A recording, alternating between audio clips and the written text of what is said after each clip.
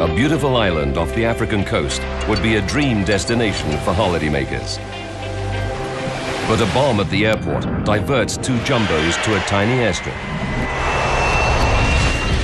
In just 8 minutes, the worst aviation accident of all time takes the lives of 583 people. Now, with cutting-edge computer technology, we reveal exactly what went wrong.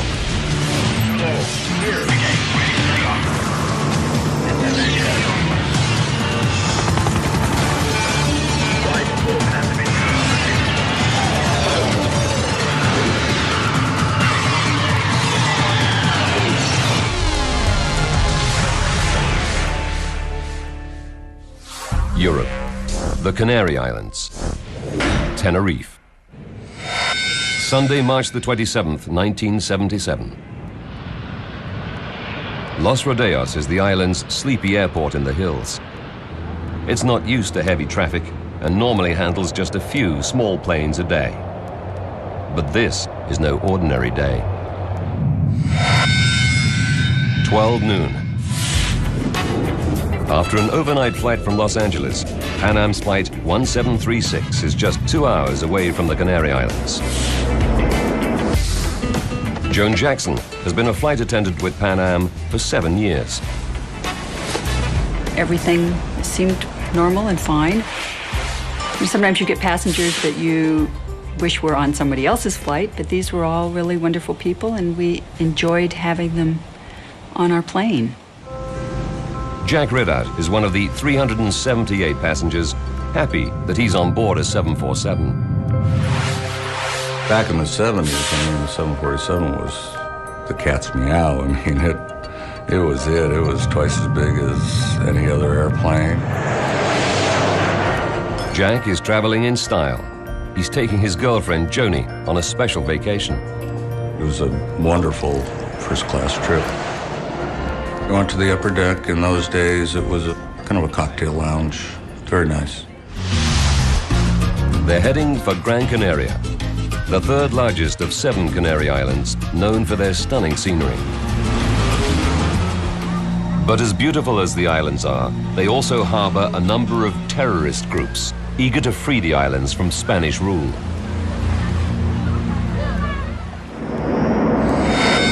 "12:30 p.m.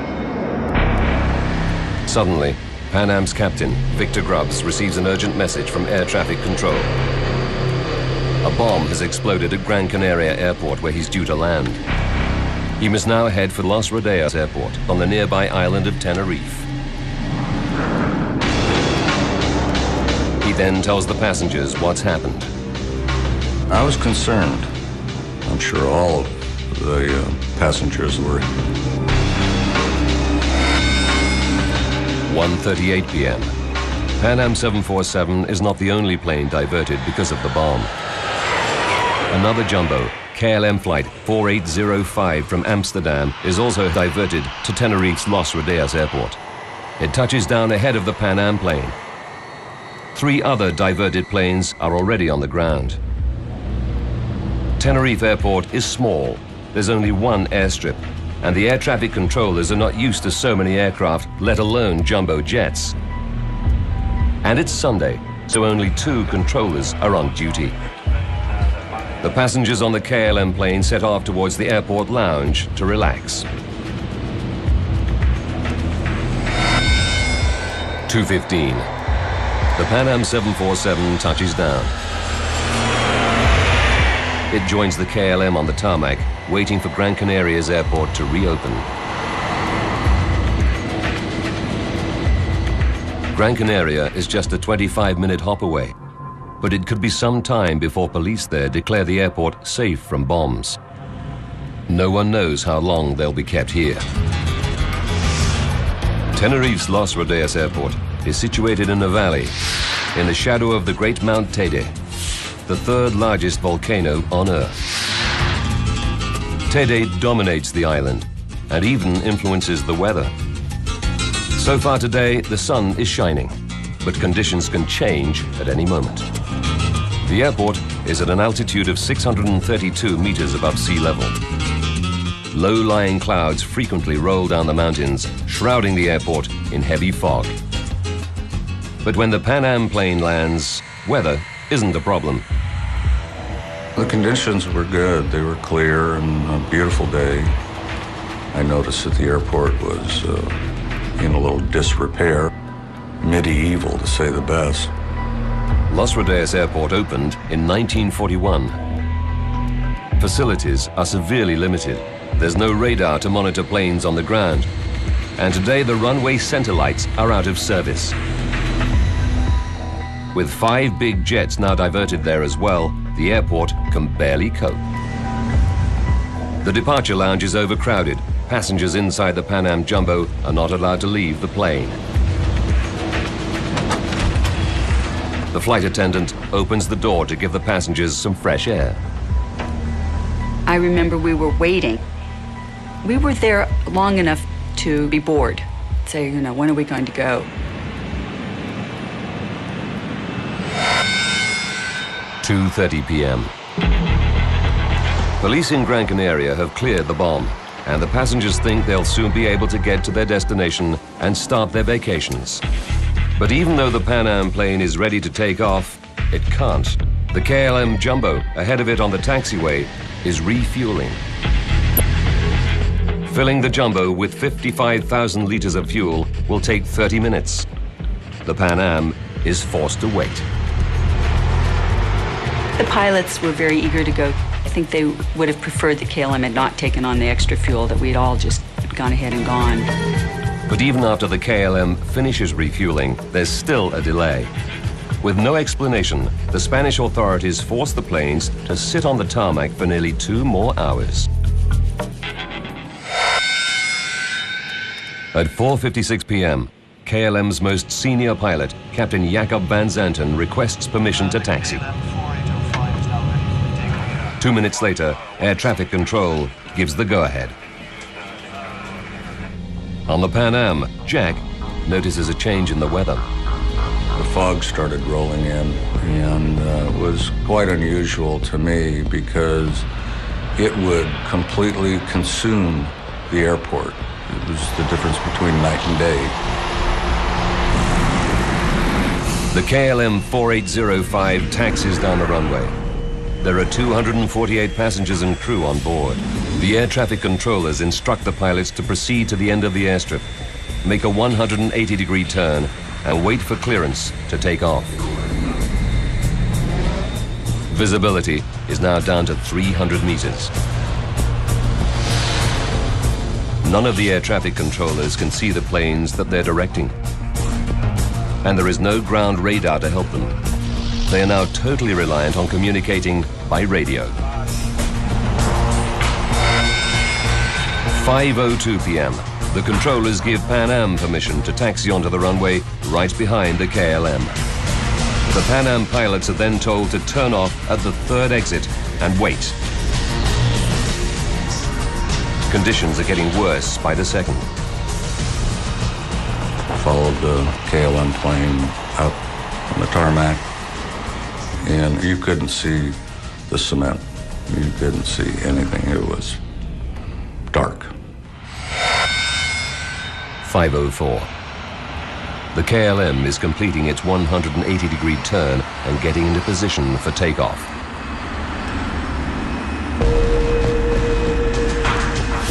The Pan Am is still taxiing towards the KLM along the runway. The pilot and co-pilot are trying to find the 3rd exit, but they're not familiar with the airport and can barely see out of their cockpit windows.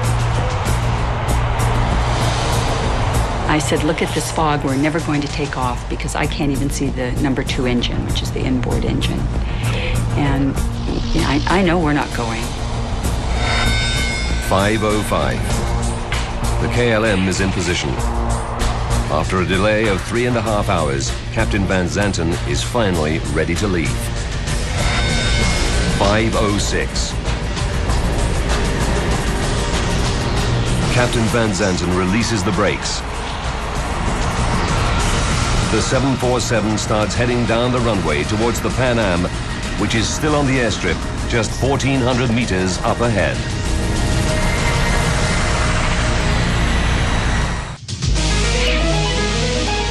A KLM jumbo jet is heading down the runway in thick fog. But a Pan Am jumbo is still taxiing towards it on the same airstrip.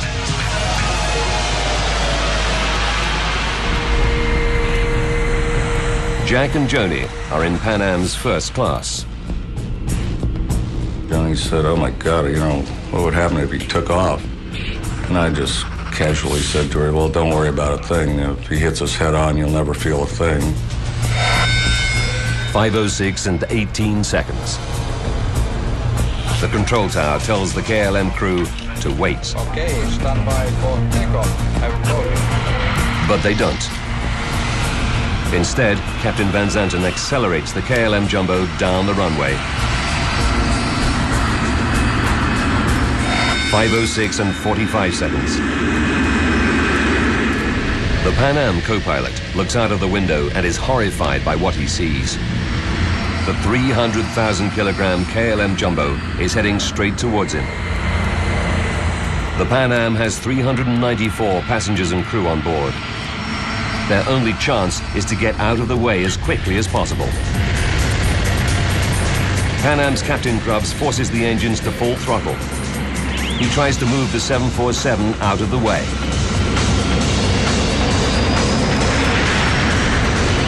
I heard the engines rev, and we made a really hard, sharp left-hand turn. But it's too late. 5:06 and 50 seconds. The KLM smashes into the American jumbo at 290 kilometers per hour. Just a shattering noise. I felt like every molecule of air exploded. My only thought was, bombs, it's got to be bombs. And all you could see was the twisted metal parts. Then almost immediately the fire broke out. And I looked around and thought, how are we going to get out? We're trapped.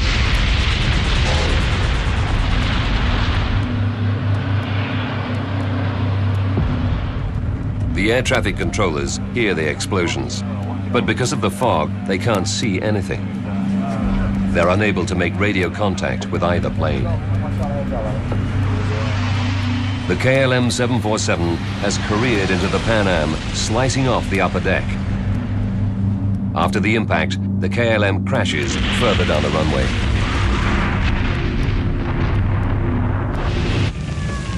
The tower controllers sound the alarm. These first news pictures show the firefighters tackling the blaze which has engulfed the KLM. They can't find any survivors. Because of the fog, they have no idea that just 450 meters up the runway, the Pan Am jumbo is also in flames, with hundreds of people still on board.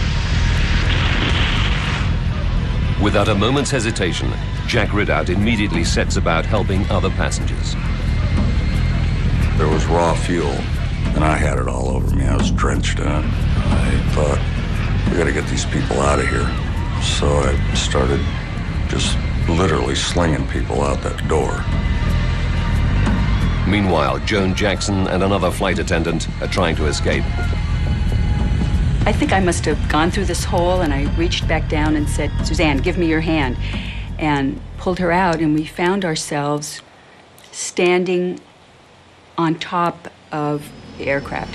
The shattered Pan Am jumbo can no longer move, but its engines are still running at full power. And I could hear the clanging of the metal in there, and they were starting to disintegrate and throw pieces of metal around.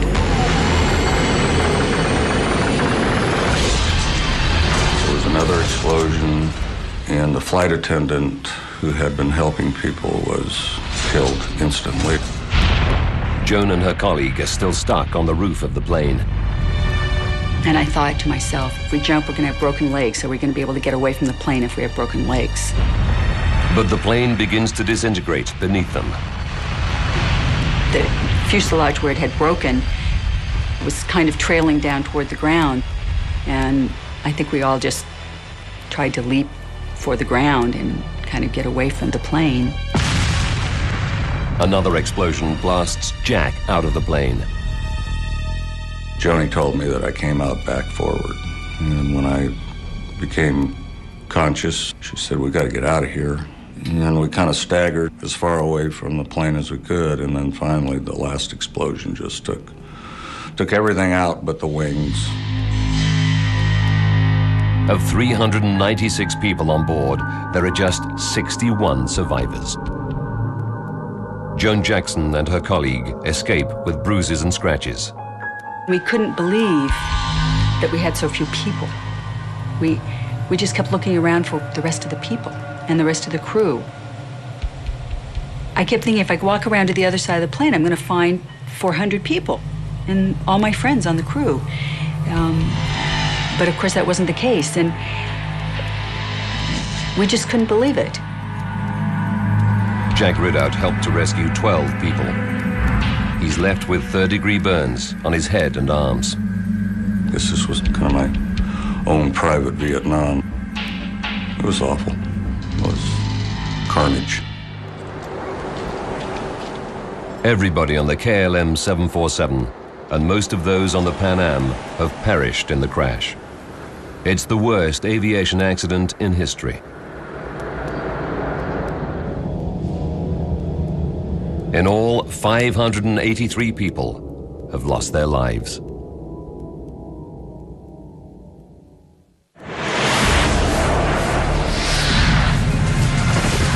Around the world, people are shocked. The jumbo jet is the most advanced aircraft of its time, but it also carries twice as many passengers as any other commercial plane. And now, the burnt-out remains of two 747s lie scattered on the runway. Now we rewind the events of that fateful day and go deep into the investigation to reveal what really happened.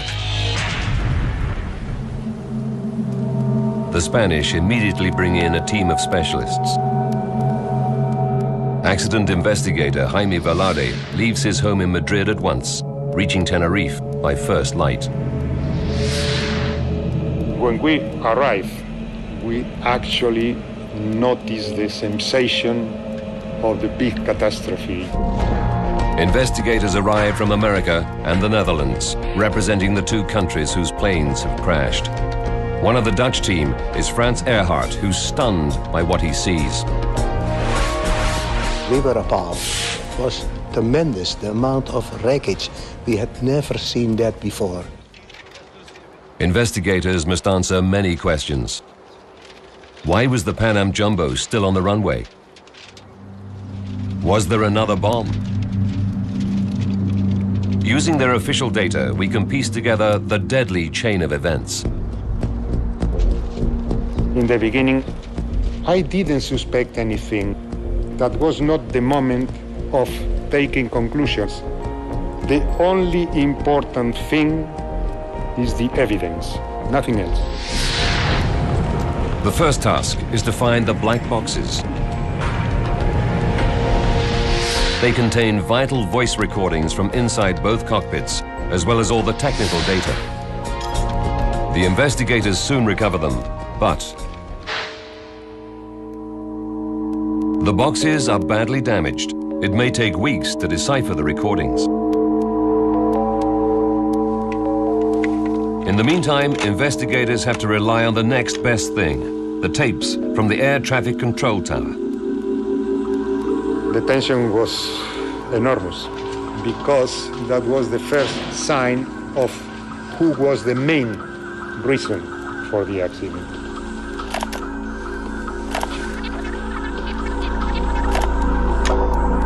The investigators listen intently to the final moments before the crash. They need to find out why the KLM 747 took off while a Pan Am Jumbo was still on the runway. Did the tower controller give the pilot permission to depart? 1 minute, 23 seconds before the crash. The KLM completes its 180-degree turn at the end of the runway. The KLM 4805 is now ready for takeoff and we're waiting for our ATC clearance. This is not a request for takeoff clearance.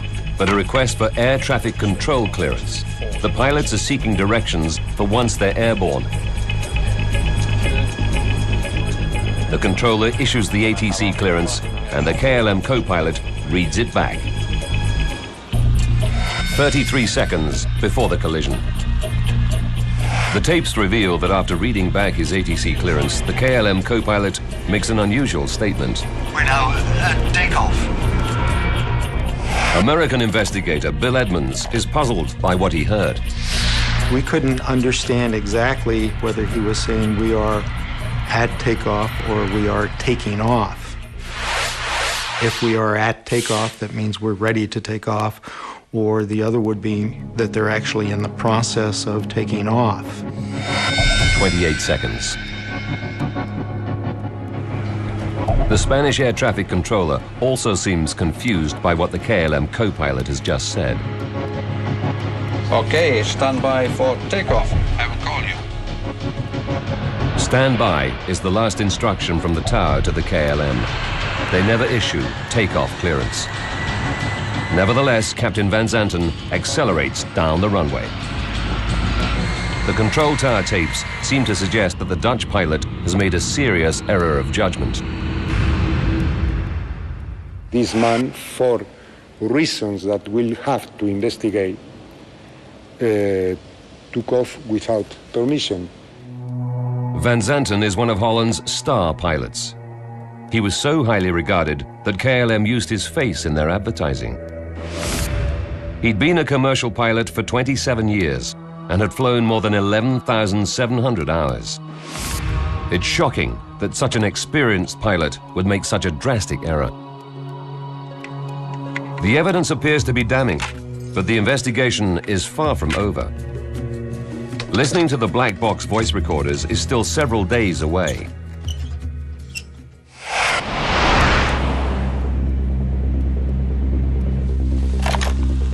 Meanwhile, the tower tapes reveal another startling fact.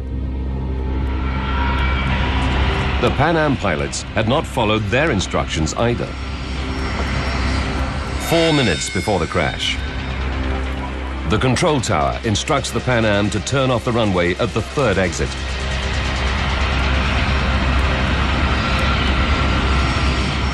But investigators now know that the planes collided further up the runway, near the fourth exit, much closer to the KLM's takeoff position. Why did the Pan Am captain miss his turnoff? The worst air accident in history happened on the ground at Tenerife's Los Rodeos Airport. Control tower tapes have revealed that KLM pilot Jacob Van Zanten took off without clearance.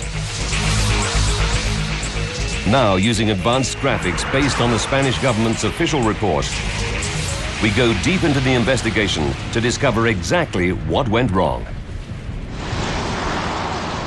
Investigators have made another startling revelation. The Pan Am overshot its exit and was in the way. Did Pan Am's Captain Grubbs make a fatal error?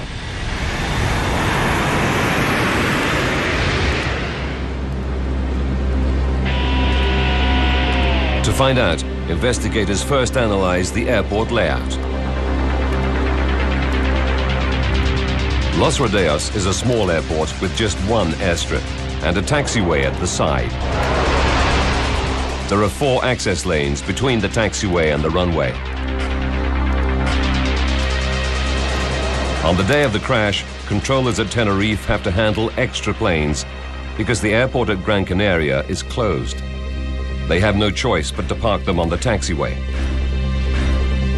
To reach takeoff position, the planes all have to use the runway. Investigators now examine the exact position of the planes on the airstrip moments before the crash. 4 minutes and 46 seconds before impact. The Pan Am follows the KLM onto the runway. The Pan Am crew are using a small diagram to help them locate exit C3, but the exits are not clearly marked, and visibility is getting worse. As they taxi down the runway, they look out of the window to try to count the turnings as they go past them. First, C1, and then C2. The problem is the third exit, C3. There does seem to be some uncertainty on the part of the Pan Am crew as to what taxiway they're supposed to turn off on. However, the tower tapes clearly demonstrate the controller's instructions. Would you confirm that you want the Clipper 1736 to turn left at the third intersection? The third one, sir. 1, 2, 3, third one. 1 minute, 6 seconds to disaster. The Pan Am passes exit C3, continuing on the runway towards the KLM, which is preparing to take off. But exit C3 would have required the jumbo to make a very difficult turn at an acute angle.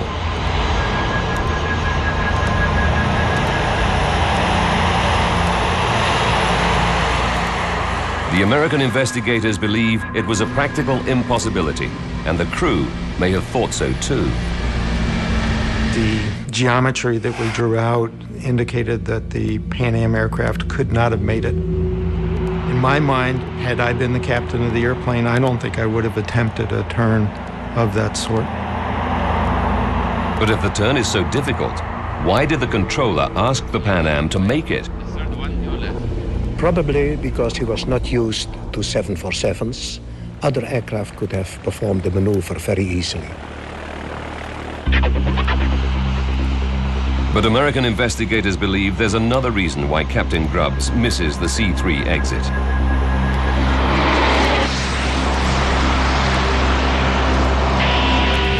Just at the time he should be leaving the runway at exit C3, the Pan Am pilot is distracted by what he hears on his radio. KLM 4805 is now ready for takeoff and we're waiting for our ATC clearance.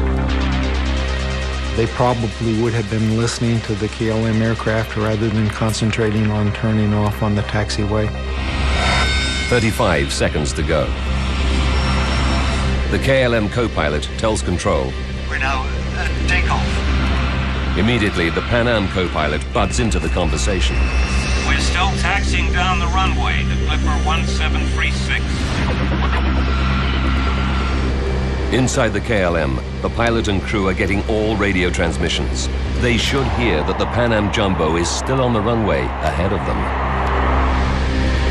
But Captain Van Zanten, the most experienced pilot in the Dutch fleet, increases the thrust of his engines and accelerates down the airstrip.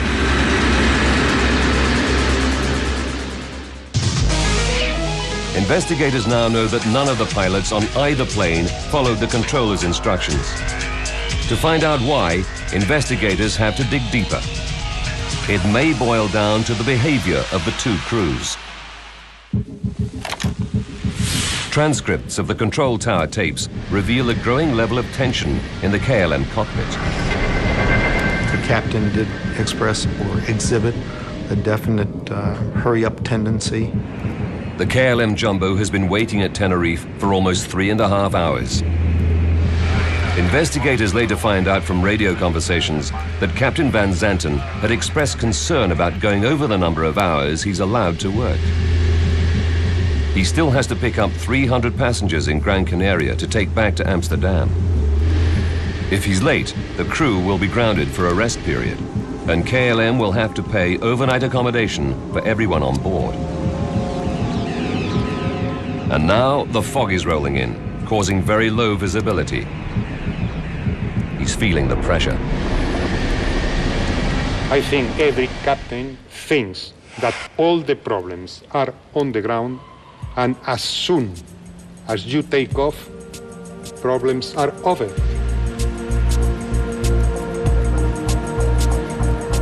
There you are in your kingdom, and you are the person who decides. In the mind of this captain, I think that happened exactly the same. The American Airline Pilots Association also looked into the psychological factors of the case. Star pilot Captain Van Zanten was KLM's senior instructor, and in the last 6 years had spent most of his time training other pilots. If an individual spends too much time in the training center and not enough time out on the line, then he becomes more used to the training environment.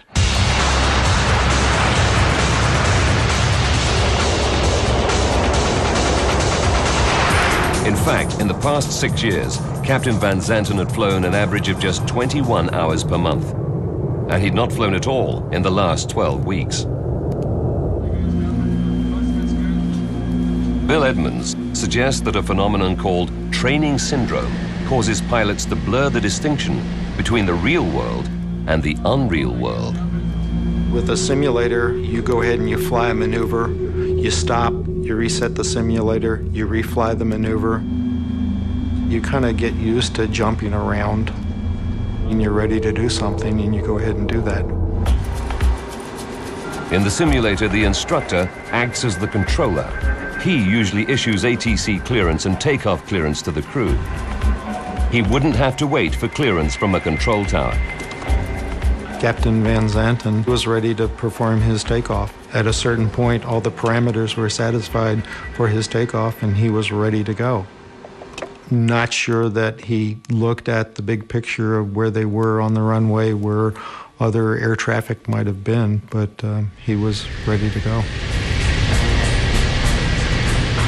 The effects of training syndrome on Van Zanten can never be proved. But another mystery remains. 18 seconds before the crash, Captain Van Zanten thrusts his engines into full power. 2 other crew members are sharing the controls.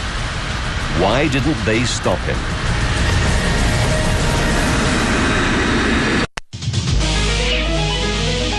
Control tower tapes have revealed that KLM's Captain Van Zanten took off without clearance.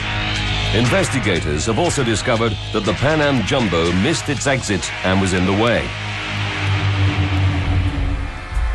Now investigators are waiting for the evidence from the plane's damaged black boxes. They could reveal new clues. Each 747 has 2 black boxes: the flight data recorder and the cockpit voice recorder, which stores the final 30 minutes of all conversations inside the cockpit. Spanish investigator Jaime Velarde took the black boxes to Washington, where they were examined in the National Transportation Safety Board's special laboratory. It was very, very heavy investigation because you had to analyze practically every one of the recorded voices. So far, investigators have relied upon tapes from the control tower.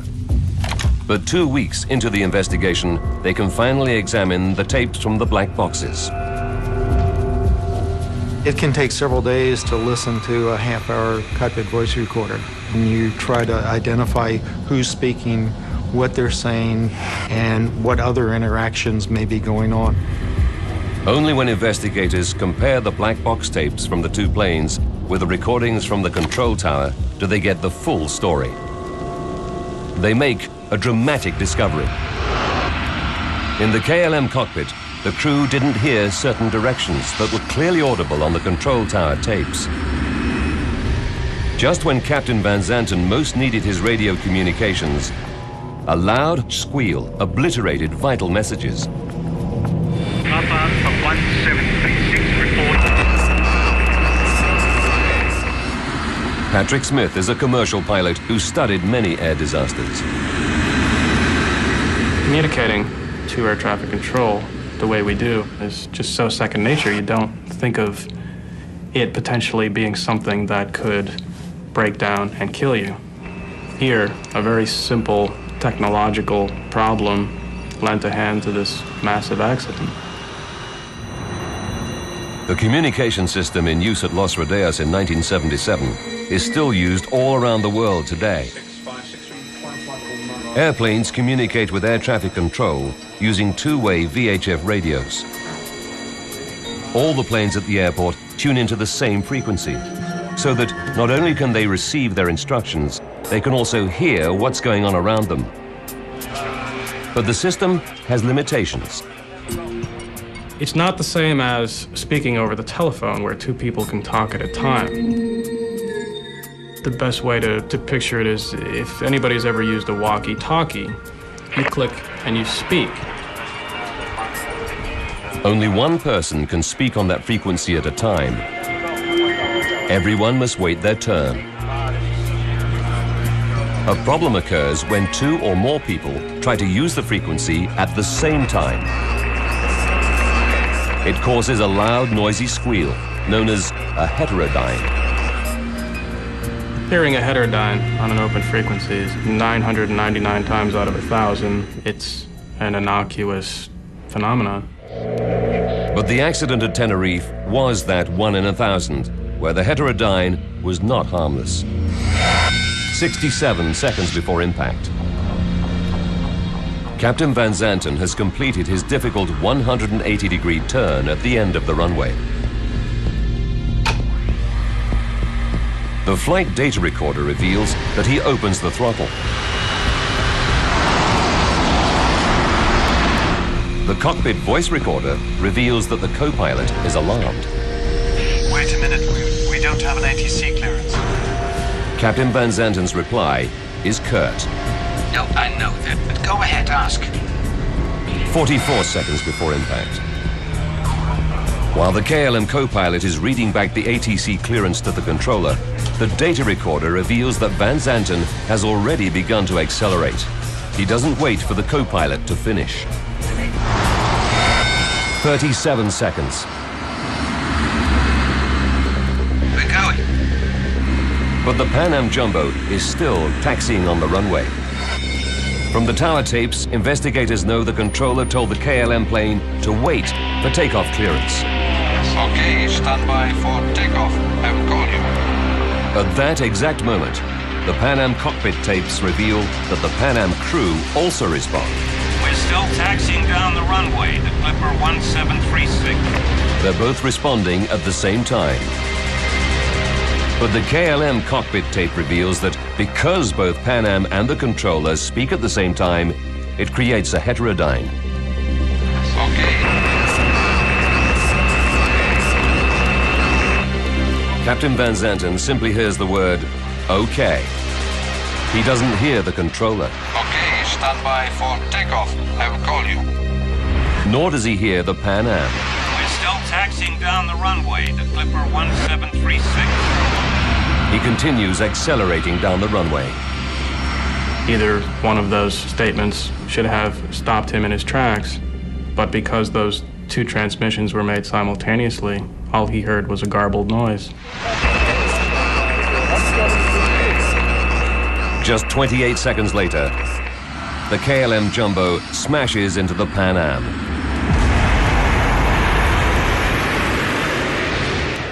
The Dutch investigator feels that this discovery has cleared Van Zanten of any blame. This was a breakthrough in our investigation, and I'm pretty sure that if the KLM had heard these messages, he would not have continued its takeoff. The interference happened 30 seconds before impact, blocking two vital messages. But even after that, the cockpit tapes reveal that Van Zanten had one final warning. 24 seconds before the crash. The Spanish controller makes a second call to Pan Am about its status on the runway. Papa Alpha 1736. Report runway clear. The Pan Am co-pilot responds. Okay, we'll report when we're clear. This conversation was definitely audible in the KLM cockpit, but only one member of the crew was aware of it. The flight engineer understood it, at least partially. The Pan Am, is he not clear? The captain that is in the middle of the takeoff said something. What you say? What do you say? The Pan Am, is he not clear? Van Zanten replied emphatically, Oh, yeah. Oh, yeah. And then flight engineer doesn't reply anymore. The flight engineer was the most junior member of the crew. Dismissed by his highly respected captain, he doesn't question him further. Both the Spanish and American investigators are critical of Captain Van Zanten's performance that day.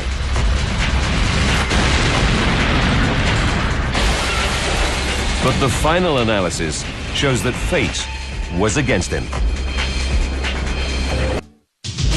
Captain Van Zanten took off without clearance and crashed the KLM Jumbo into a Pan Am 747 on the same runway.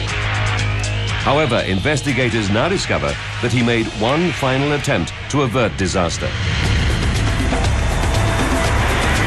Just seconds before he slammed into Pan Am, Captain Van Zanten tried to lift the KLM plane over the top of it. He pulled the nose up so sharply that the tail scraped the runway. He nearly made it. The nose and front wheel cleared the Pan Am, but the Jumbo still couldn't climb high enough. The KLM's #1 engine only had to graze the tip of Pan Am's right side to bring catastrophe.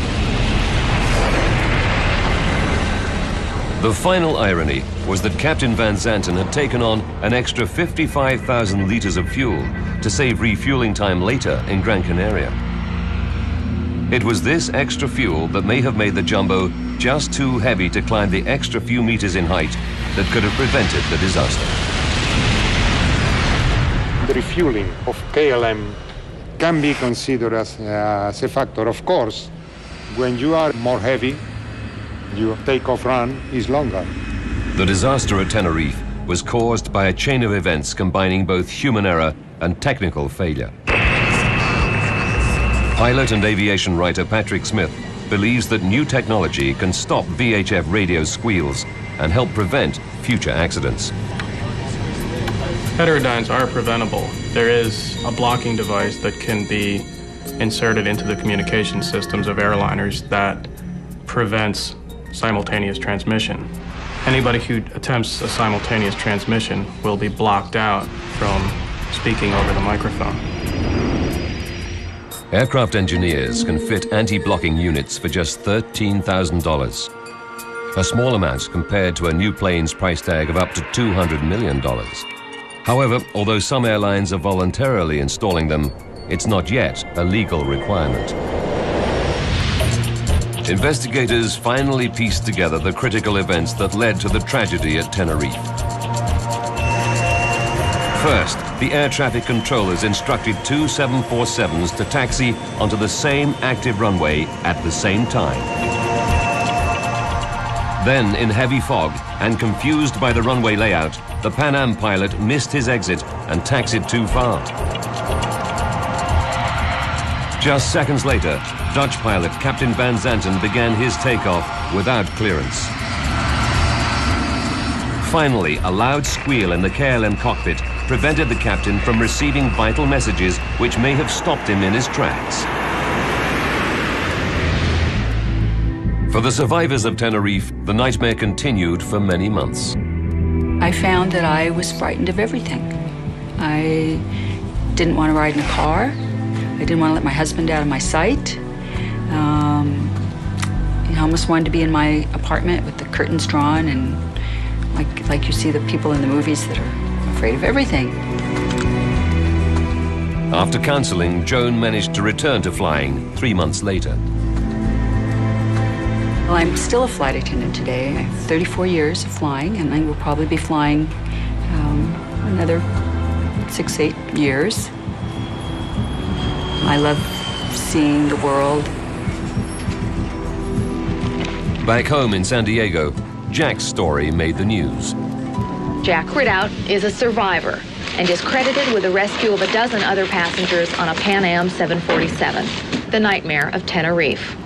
The thing that no one can ever understand until they've been involved in a situation like this is that the ramifications go on year after year. I live with the images probably for the first year, every night, most nights.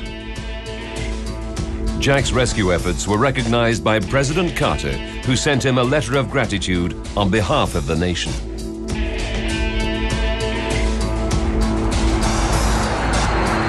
A new airport in the south of Tenerife now handles the majority of the island's visitors. Built at sea level, it rarely suffers from fog. Tenerife's old airport remains open, and the authorities have installed a ground radar system. Since the accident, the airstrip has been used mainly for regional flights between the islands. But today, a vast increase in tourism has seen the return of large aircraft, both landing and taking off, in the fog at Tenerife's Los Rodeos Airport.